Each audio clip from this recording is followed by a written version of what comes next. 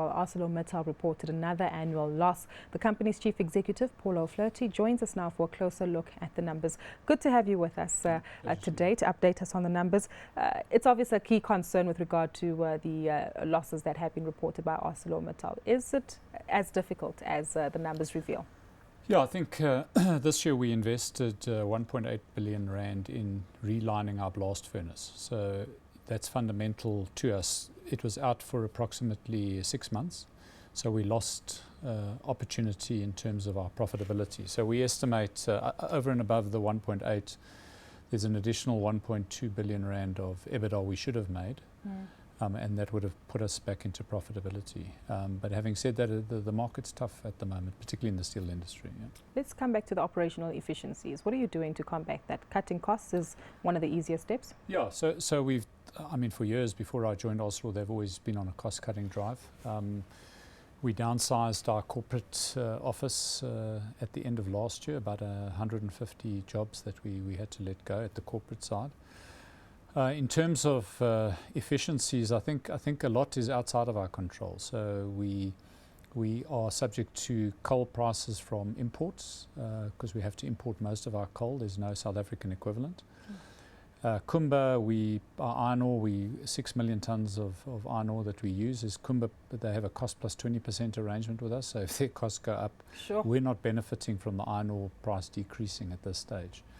And then obviously we have the challenges with Eskom as well, but we're doing everything we can. It's about us being efficient, control what you can control in a tough market. Have you got any backup power supply? Everybody has been significantly impacted by the power crisis. No, and that's one of our problems. So you know, the reality is that load shedding is here to stay for some time.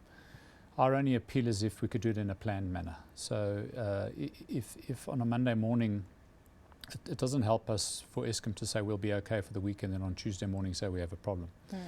We'd prefer a scenario that if we could be given a day of the week, times of the day, that this is when we have to shed some load because we're a big user. We could plan our maintenance around that. We would know, you know, we could really plan effectively and efficiently so as not to affect us too much. So it's the unscheduled planning that worries us. We had the State of the Nation address just last night. Are you disappointed that there was no clarity provided with regard to this power crisis? Look, I come from Eskom, so I know the challenges. And Telkom. Yes. Yes, so I know the challenges. They're not. There's no short-term solution. You know, gas is not just going to appear in the country because gas would be, for me, a game changer. The fleet needs to be maintained. You know, this is 4 or 5 years. We have to sit around and we have to accept that this is the reality. But if it can be done in a planned manner, we can all accommodate. Paul, you have the benefit of having worked for these state-owned institutions. You mentioned Eskom and Telkom as well, and now you're in the private sector.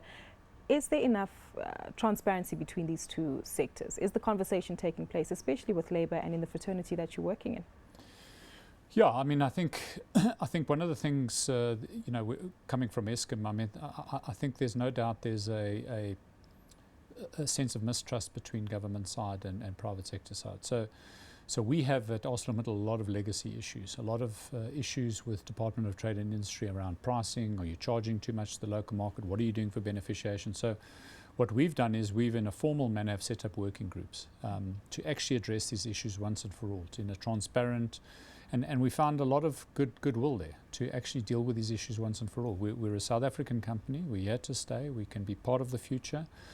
And on our side, we need to perhaps look at how we can reduce prices if that's possible, how we can add jobs. I mean, job creation is a massive issue in our country. So we want to be part of the solution.